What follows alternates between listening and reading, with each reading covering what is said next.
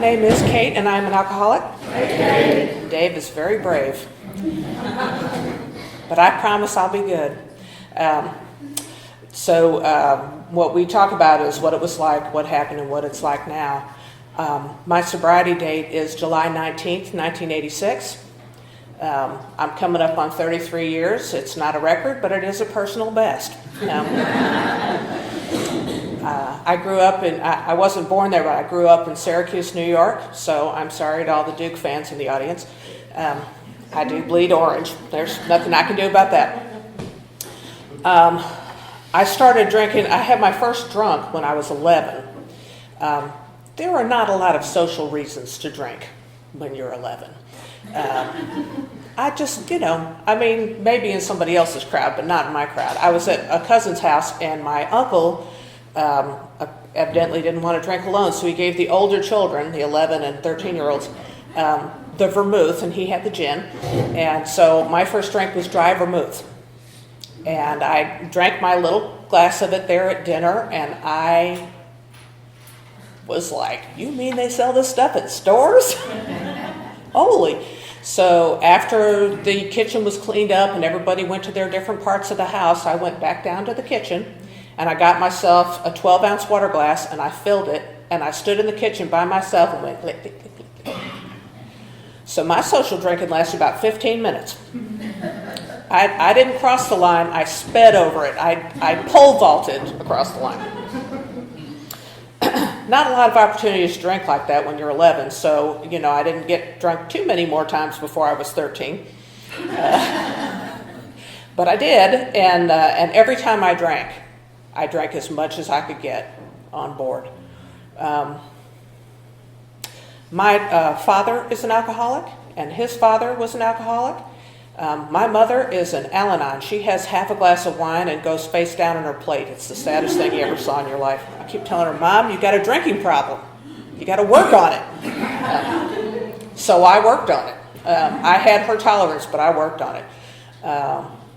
By the time I was 13, I had figured out that I was having trouble with alcohol. And in my defense, it was 1975, okay? I decided that instead of drinking, I would just use drugs, because that was clearly, alcohol was something that grown-ups used. Terrible. And so drugs were much better for you. That was my mature decision at 13. I continued to drink. I just pretended that I wasn't drinking and did this, the other thing. It was the 70s. What can I tell you? When I was a kid, my family thought that I would go to an Ivy League school on a 4-year scholarship. I read fast, I test well, I'm just, when it comes to schoolwork, I'm on it. By the time I was 15, my parents didn't know whether or not I would graduate from high school. They couldn't get me to go. I was compliant. I would say, I'm grounded. Yes, I'll come home right back from school. And I'd go out the door to school and turn left and go to my friend's house. And when the bell rang, I'd go home because I'm grounded, right? It was the minute that I got near it, that was all I wanted to do. It was all I wanted to do. And I got through high school by the skin of my teeth. I made the very wise and mature decision that I did not need to go to college, that blue-collar work was perfectly fine, and that's what I would do. And I started in restaurant business, and I did that. And by restaurant business, I don't mean anything as highfalutin as management. I'm talking about cocktail waitressing or working in fast food. So that was that. But so I was, drinking and also using dry goods. And in 1984, I decided that it had gotten so bad that I just had to stop. And I did. I stopped on August 1st, and people were encouraging me to go back to what I was doing because I was very unpleasant to be around, but I was not doing it. And, I didn't get sober, and I wasn't going to meetings, and I was hanging around with the same people, and one day they passed me some, and I took it. So I actually lasted 30 days. That was the longest I ever stayed sober on my own. From that day to this, actually. So I went back to using and drinking and did that for a couple of years, and it just kept getting worse and worse. I met a guy at my home bar with my bar sponsors. I met a guy at my home bar who was drinking orange juice. And I said to him, "Orange juice?" And he said, "Well, I'm in AA." Like, what are you doing here? I submit to you that his motives were perhaps not good. Just saying. But, I talked to him about it, and I knew other people who were getting involved in AA and other programs. And after a few months of knowing this, he used to come and pick me up at closing time, and I would be knee-walking drunk. And he'd take me out for breakfast. I'm never so hungry as when I'm drunk. I can't even tell you. One day I said to him, "Do you think I'm an alcoholic?" And he lied to me. He said, "We don't tell people they're alcoholics." You know we do. Come on. You know we do. He said, "Why don't you try not drinking for 30 days and go to some meetings and see what you think?" He did not try any 90 and 90 on me. He could see me. I did not drink for a month, and I was still going to the bar every night, drinking Diet Pepsi. Oh, these bubbles, they go right to my head. And I went to 4 meetings in my hometown of Syracuse, New York. At that time, there was 1 NA meeting per week. I went to one of those. And I went to 3 other AA meetings. And I said, "How nice for you, sick people who clearly need this, but this is not for me." People talked about punching cops. Cops wear guns. I don't punch people who wear guns. That's just foolhardy. People had lost their wives. Well, it's illegal for me to have a wife in New York at that time, and not that I wanted one. All these stories, and I kept saying, "This is why it's not me. This is why it's not me." I wouldn't even say then that I got sober and went back out. I went on a fact-finding mission. I found the facts that I wanted to find, and I said, "Sayonara." So I went back to drinking without so much as a pause. And that was in September of 1985. And before I knew it, all those things that people talked about that I said, "Oh, I haven't done that. I haven't done that. Oh, I haven't done that. I haven't done that." I was blacking out. I had blackouts that people reported to me. I'd probably been having them before. Going out with a bunch of friends, getting knee-walking drunk, like within the first hour I was there, hooking up with some guy that none of us knew, and that poor guy was like, "Jesus, get off me," and going home with him. Well, I would say I went home with him. Specifically, he took me home and was very relieved to get me out of the car before I barfed. Okay, that's exactly what happened with him. But these kind of things were happening. And having heard it, it's just like it says in the book, John Barleycorn himself had become our greatest advocate. For the youngsters in the room, John Barleycorn is an old expression for whiskey. The book is an old book now, and there's a lot of old expressions in it. Well, even when I'm blind drunk, I'm not stupid, and I moved away from Syracuse. My Aunt Jean was after me to move to Washington, D.C., so she could get her hooks into me and make me go to college. And I moved down there in May of 1986 and looked for a job that wasn't in a bar, couldn't find one, ended up cocktailing. It's a great job for an alcoholic. Great job. Money every day. Bartenders want you to be happy. It's a good deal. Incidentally, I am not able to drink on the job. I tried this at one of the jobs that I had in Syracuse. I had a couple of drinks on the job, and I was like, I have to leave. I cannot stay here. I got to finish this job. I cannot be nice to people when I should be getting drunk, And so I wouldn't drink on the job. I had to be off the clock before I would start drinking, because once I started drinking, that was what I was doing. That was it. I got this job as a cocktail waitress, and that last month, hell, the last week was like a month. It was awful. It was absolutely awful. I'd start drinking after work, and things would happen like this. I'm living in Washington, D.C., and I'm living in Southwest Washington, D.C., a couple blocks south of the mall. Very nice neighborhood, and I'd get in a cab after closing time downtown, and the cab would take me to Southeast D.C., which if you've ever been to D.C., no, you don't want to go there. I'm not getting out of the cab. Not going to happen. Some guy says, "Oh, I'll give you a ride home," and he didn't mean my home. And then I had to get another cab from Virginia because I did not get into some of the trouble that women do because I am me and people don't push me around very much. I'm very forceful in my opinions. Forthright, I like to say, but bossy is really the word. I'm not bossy. I just have better ideas. Ought to be a tattoo, really. Anyway, after I had been doing this for a month, I'd been living with my Aunt Jean, and we were in a one-bedroom apartment. She was like my second mother. She took care of me when I was a baby, and we were sleeping in the same bed in the same room.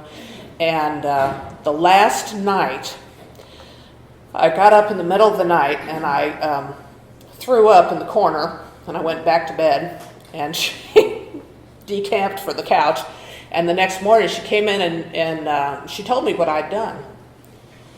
And I just had that feeling that the gig is up. We're done here. There's an anvil in my lap. I can't get up. And I said to her, "Well, I guess I should go back to AA." And she said, "I guess so." And that was July 16th, 1986.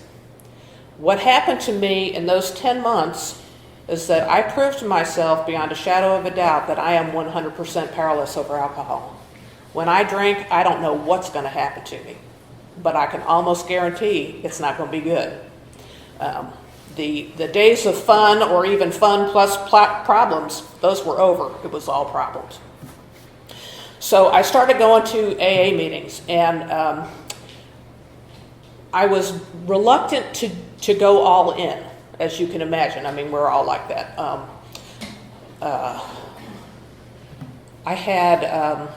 I had this cocktailing job still, and so I was going to afternoon meetings at the West Side Club over in Georgetown, and the 3 o'clock in the afternoon meetings at a club like that are full of crazy new people because everybody else is working, right? So we were all crazy together, and cocktailing was becoming more and more difficult. There's little as much fun as a bunch of drunks when you're not drinking. I mean, they're boring, and they're loud, and they're obnoxious, and I can't believe I was ever like that, dude. I was 10 times worse. Anyway, the night that somebody gave me a vodka martini and a gin martini together on the tray, and I didn't know which was which, and I went, okay. Eeny, meeny, miny, mo. Here you go. That was when I got out of that job. I started working. I got a job as an apprentice pressman, running a printing press in the basement of a building. It was fabulous. Great work for a person in withdrawal. I could kick the machine and nobody cared. But what happened was that in 1986 in Washington, D.C., there were a number of clubs in the area, a number of AA clubs.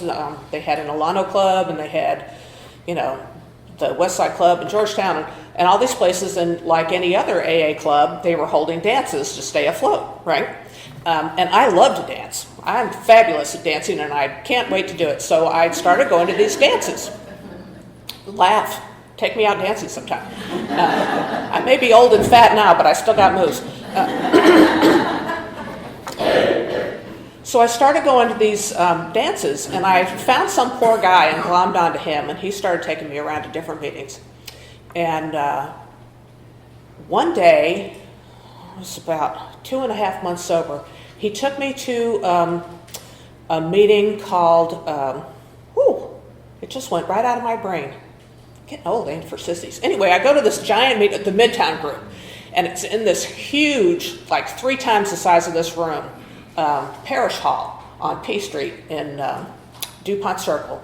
And I go, and you go in, and you have to like go downstairs to get into it. And this was in 1986, so people were still smoking at that time. And the room is like a roiling cloud of cigarette smoke.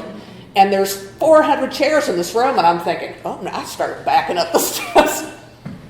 He dragged me down in there. In Washington, they have, they start the meeting with the preamble, and they have 2 speakers at a speaker meeting. Each person does about 20 minutes. There's a halftime, and halftime is when they give out the chips and send the basket around and make the announcements. And then at the end, they say Serenity Prayer, the Lord's Prayer, what have you, and then we all go home. So this particular meeting, the regular secretary was a guy named Blaine, and it was his anniversary. So he was not being the secretary because he wanted somebody to give him the chip, not the other way around. So the guy they had given out chips was this guy, Bryce McNaughton. And Bryce McNaughton was one of those big, blonde, red-faced guys that you drink and you look at him and you're like, whoa, let me get out of here. Is there a back door? I need to get away from this guy. I mean, he was, and his story is alarming. My story is extremely mild. His story was very frightening. He looked like a scary guy, but he was up there and he was giving out chips and everybody was shouting and cheering, and I was like, man, I want that guy to give me my 3-month chip. So I came back 2 weeks later and he wasn't the secretary. But I went and talked to him and I told him, I had an attack of boldness, and I went and told him. And he said, well, there's young people's meeting up in Kensington tomorrow if you want to go. And so I fell in with the young people. I fell into a fast crowd of young people in AA who were going to meetings every night. They all had sponsors. They all read the literature. They all were sponsors. They all had service jobs of one kind or another, and they were just all in. They went in for AA the way that I went in for drinking. I'm here. Let me dive in. And I followed them. And, there are a lot of things that you can say about the Midtown group, which are 100% true and completely alarming. But those people gave me a grounding in Alcoholics Anonymous that I still have. I am familiar with the traditions. I am so familiar with the steps and the big book that I have this little parlor trick that I do. I sit in meetings and I knit, and people think I'm not paying attention until they are reading out of the book and they get to a word they can't pronounce, and I'm knitting away and I say, vicissitudes. And they go, because I know, I've been sober 33 years. I am familiar with the material. But they taught me the value of service. I'll say this because it's important. When I got to Alcoholics Anonymous, I did not believe in God. I did not. And nobody said to me, heathen, or you got to get on your knees, or any of that stuff. They just said, keep coming back. Bring the body and the mind will follow. And I didn't even start praying until I had over 2 years. Okay? I don't recommend it. I'm not saying it's right for everybody, but I'm saying, not everybody has the same experience in Alcoholics Anonymous. So if you're out there and you're feeling like it's a little Jesus-y around here in North Carolina, it totally is, and it's okay. Totally is. It's okay. You can be yourself. It's cool. Because the way that we get people who don't believe in God is to just keep coming back. Just keep coming back. People who don't believe in God are not going to suddenly believe in God if we run them out. If we run them off because they're not acting right. I mean, who among us acted right when we got here, right? So my steps. I absolutely had the first half of the first step when I got here. Absolutely. Still have it. Alcoholic from the tip of my longest short hair down to my toenails. I am alcoholic all over. If I drink, terrible things happen. I'm not drinking. But it took me a long time to see that my life was unmanageable. Remember, I'm 23, so I'm essentially, when you're 23, you're 10 foot tall and bulletproof, and, And plus, I'm real smart, right? I read fast and I test well and I can quote out of the book, and, that doesn't really help you in Alcoholics Anonymous, but I can talk fast so people can't get around me. So I was slow to do any of these things because I thought I could get by on the Cliff Notes version. So I got a sponsor because I was being nagged when I had 5 months of sobriety. Again, I don't recommend waiting. I do not recommend waiting. Don't deprive yourself of help because you're too damn full of yourself to ask for it. Go ahead and do it. So I got my sponsor, and the reason that I got my sponsor was because she was tall and had long hair and wore leather boots and a leather jacket and blue jeans, and she smoked and she was cool. That is why I asked her to be my sponsor. She was a fabulous sponsor. I had her for 9 years. You don't have to find somebody that you would marry, or somebody who comes from your neighborhood, or somebody you think is perfect for you. Just ask somebody. The point of a sponsor is not to find your soulmate for life. The point of a sponsor is to find somebody who's been through the steps and can guide you through them. Because there are, as it says in the literature, many alluring side paths for us to go down. So I started calling the sponsor, and I didn't want to call my sponsor, but they told me I had to, and so I'm in D.C., and she's out in Laurel, Maryland, which is like from here to, Sanford. And I would call her up and say, so how's the weather out in Laurel? She'd say, it's fine. We'd talk, and over time she got to know me. When I had it wasn't really that long. I had about 6 months of sobriety. She told me I had to get a service job. And so I got the secretary job at this Kensington Young People's meeting. And I had to stand up in front of the group and make announcements and also give out the chips. And I would rather have stood in front of a firing squad, but I did it. And, they made me give the position up 18 months later at gunpoint because once I got doing it, I really liked it. I love to do service work. Service work is everything to me. So about that time, I get the service job, and I start to ask my sponsor about the second step. Well, clearly there is no power greater than Kate. What could stand before me, right? And I didn't even worry about the insane part. I didn't find that insulting at all. I was like, you seen my behavior? Did I tell you my story? I got no problems with that. But she told me to start listening and go around. And in Washington, D.C. at that time, Sandy B. Was a famous circuit speaker. He died a couple of years ago. But he was doing a Saturday morning meeting, and he went through the steps.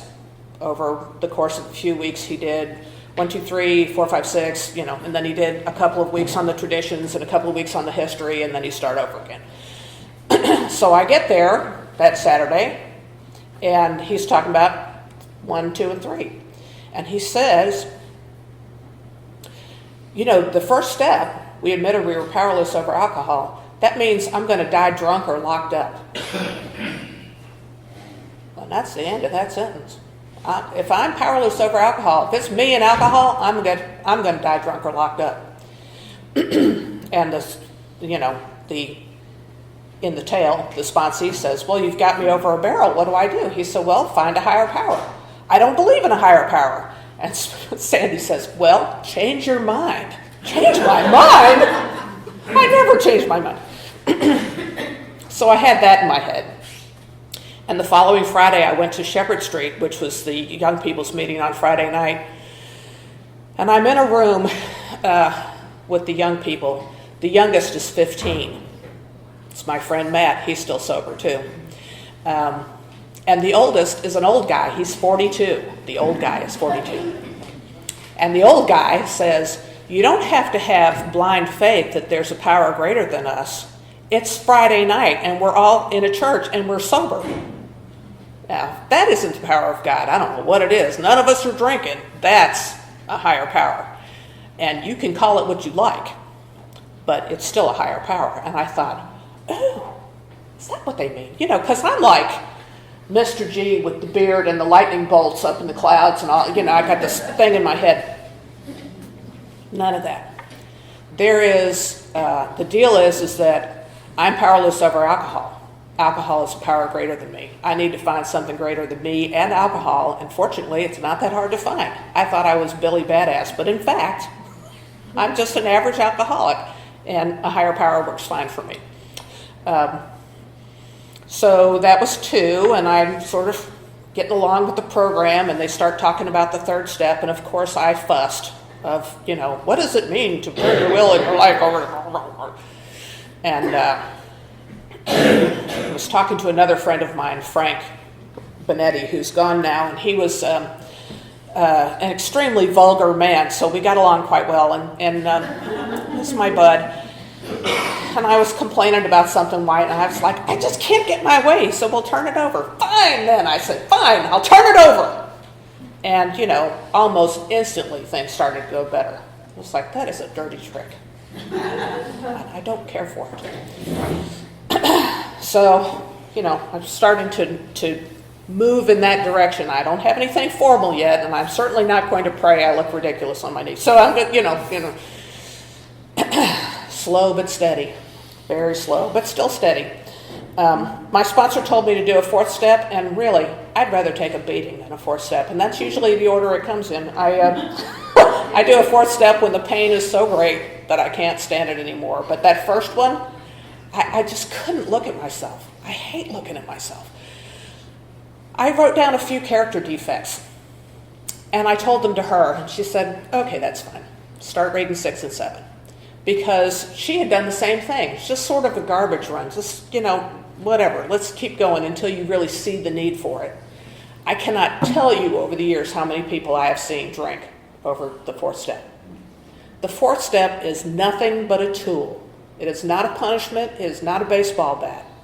If you want to go to Chicago, it helps to know if you're in LA or Los Angeles. It's just a tool. You have to know where you're at to get where you're going. Okay? It's not painful. There's nothing in my 4th step that I haven't already survived, And telling somebody about it, like it's a big dark secret. I had one big dark secret playing doctor with my cousins when I was a kid. I was never going to tell anybody. It was the worst. I was the worst person ever. And so I sobbed this out to my sponsor, and she said, oh, I did that. It's like, excuse me, that was my thunder you just stole. I'm just not that bad at being bad. I'm just, I just can't outdo anybody. So 4 and 5, and then 6 and 7, I danced around with those for a while.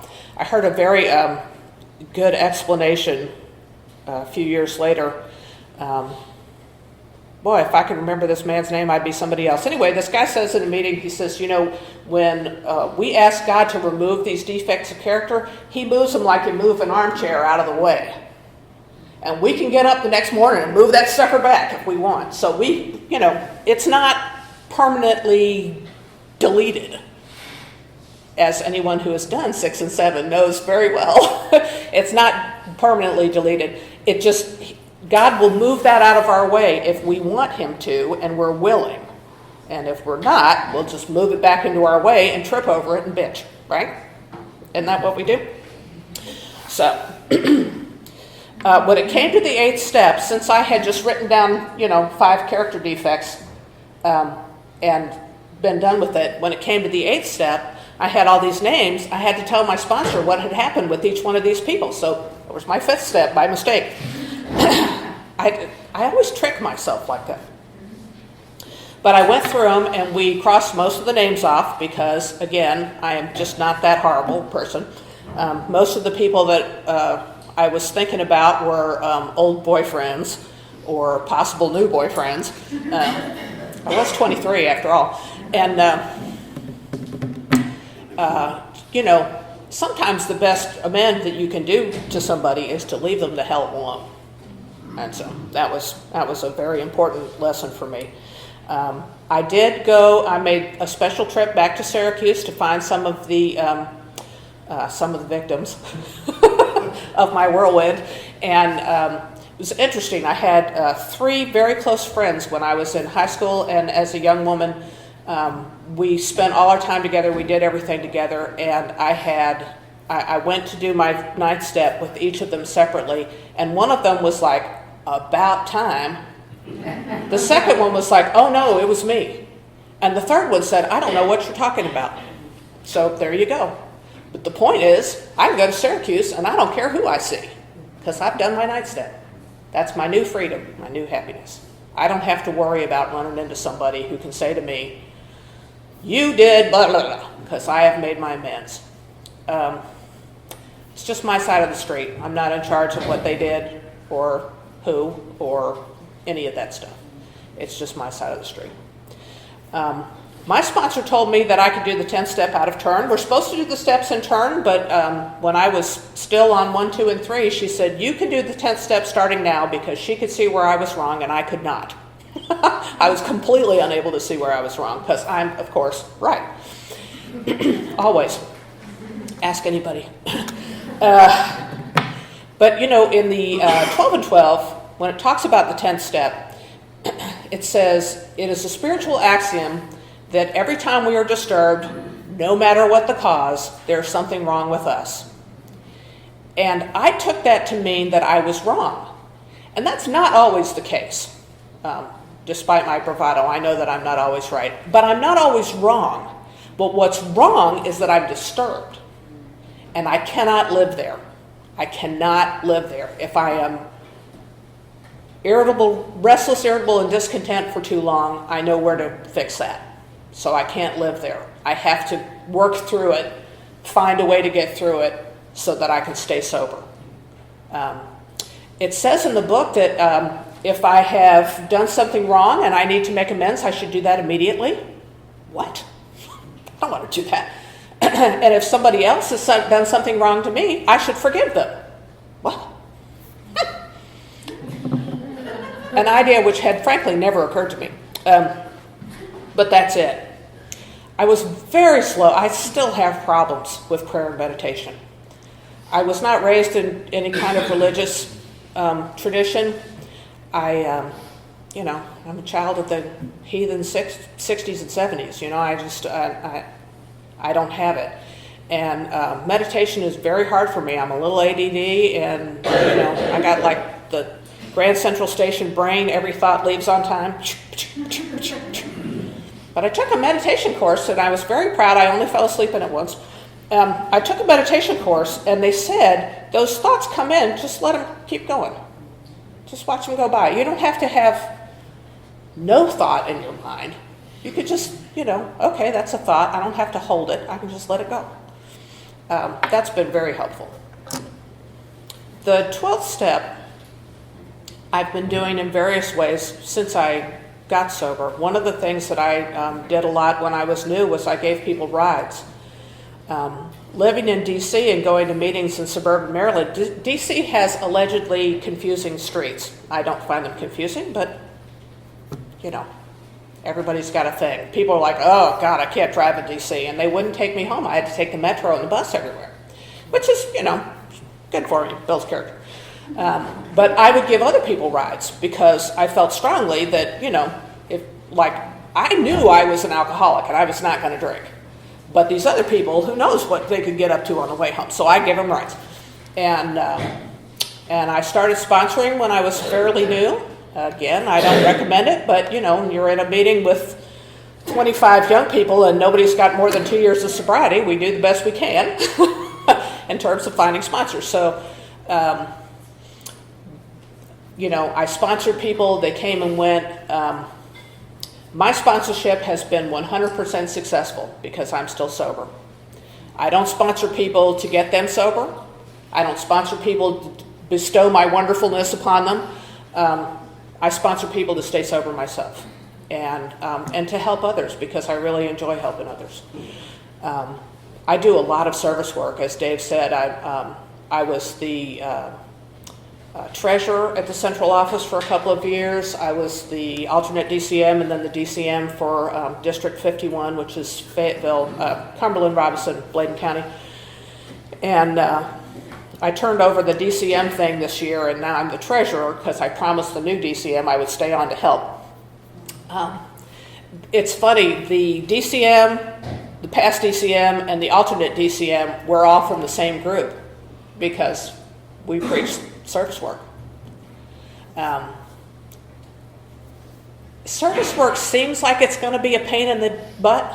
It really does. It seems like I'm now I'm the chair of the central office for Bladen, Robinson, Cumberland. And that means I have to go to a meeting every month, you guys, for an hour. Yeah, it's really, it's not that big a deal. So I'm doing all these things, and I'm what I'm trying to do when I do the service work is, first of all, stay in the middle. Stay in the middle. Can't fall off the edge if you're in the middle, surrounded by people. And the other thing is, I want to make AA a welcoming place for new people. I know that a lot of you have been sober a long time. I see somebody who's got 43 years. When I got sober, 20 years was an old timer. They keep jacking it up ahead of me. I would like you to know. Now you have to have 40 years to be an old timer. One of the things that I have noticed about AA is it's getting older and it's getting whiter. And there's a reason for that. And part of the reason is this thing of you can't talk about drugs. If you talk about drugs, everybody faints and yells at you and carries on. Well, the primary purpose is to treat alcoholism. Absolutely. Absolutely. But we don't do ourselves or anybody else any favors when we bark at people because they don't conform to our expectations. What old-timers have that newcomers need is sober experience. We should not withhold our sober experience because we disapprove of the way they got here. Okay? I am 56 years old. I am not a young woman, and I have done all that stuff. All of it. And there are not a lot of people my age or younger who have not. So remember, when you're tempted to tell somebody, we don't talk about that here, that maybe a nicer tone of voice would be in order. Like, we're glad you're here. We're not really talking about drugs here. We can talk to you after the meeting about that, but this is, right here we're doing AA. Because when we send somebody out that door, we're consigning them to death. We are consigning them to death. I've been going to meetings in Robeson County as part of my central office thing, and I went to a meeting 2 weeks ago. I'm going to try really hard not to cry. I went to a meeting 2 weeks ago, and I was sitting there, and people were talking before the meeting, as they do, and these two young men at the other end of the table were talking about all the people they knew who had died that week. That week. And the next week, I went down there for a different meeting, and the man who was leading the meeting, his daughter had died of an overdose. This is an epidemic. It's everywhere. It's everywhere. It's not just in the poor side of town. It's everywhere. And when we send people out that door, we're consigning them to death. The other thing that we do that consigns people is we judge them on their medication. I am not a doctor. Even if I were a doctor, you're not my patient. I'm not in charge of you. Okay? When we tell people that they have to have 100% abstinence in our 12-step programs, we may be killing them. And we need to dial it back on that. We know what we know. We know a higher power will keep us sober. We know what we're doing about how to stay sober. Withhold judgment on the rest of that stuff. That is not in our experience. And we don't need to be pointing fingers or looking down our nose. A bunch of alcoholics looking down our nose at people. Really? Truly? Will be social climate in here? No.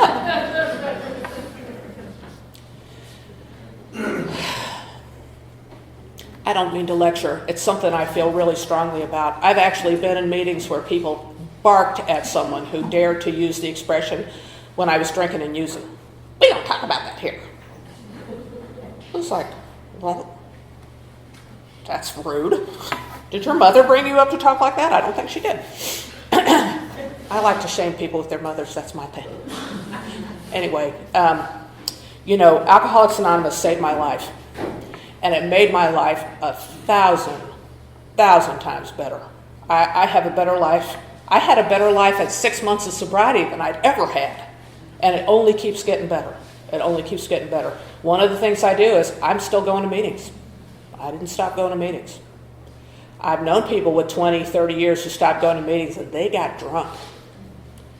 As it says in the chapter more about alcoholism, a long period of sobriety does not qualify me to drink. I'm always going to be an alcoholic.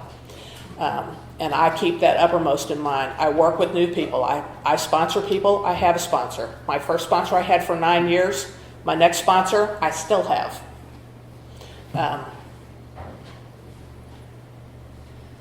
This is a place where everybody is rooting for you. Everybody wants you to get better. Everybody is happy for you when you keep coming back. Love and tolerance is our code. We need no other. Okay? I'd like everybody in this room who doesn't have it to have 33 years. I really would. And I'll say this last thing. I saw Clancy Emmeslund, who is just a character and a crazy man from out in California. When I was a year sober, I saw him in a meeting, and he was talking. You know, he has a whole shtick that he does. And he said, look, I've been sober for 29 years and 9 months, and so if you're out there and you're new and you don't know if this is for you, just try it for 29 years and 9 months and see what you think. If you don't like it, your misery will be cheerfully refunded. I got to see him a couple of years ago, and I said, Clancy, I took your advice. I stayed sober for 29 years and 9 months, and it's great. I'm eternally grateful to Alcoholics Anonymous. I'm really grateful to my sponsor who put up with me when I was new. And she is no longer sober, by the way, and we're still friends. But, you know, when she started wandering away from what she taught me, I got another sponsor. I didn't have to throw her away. I had to do what I knew to be right. I want to live. That's the message. I want to live. That's why I'm here. Thanks.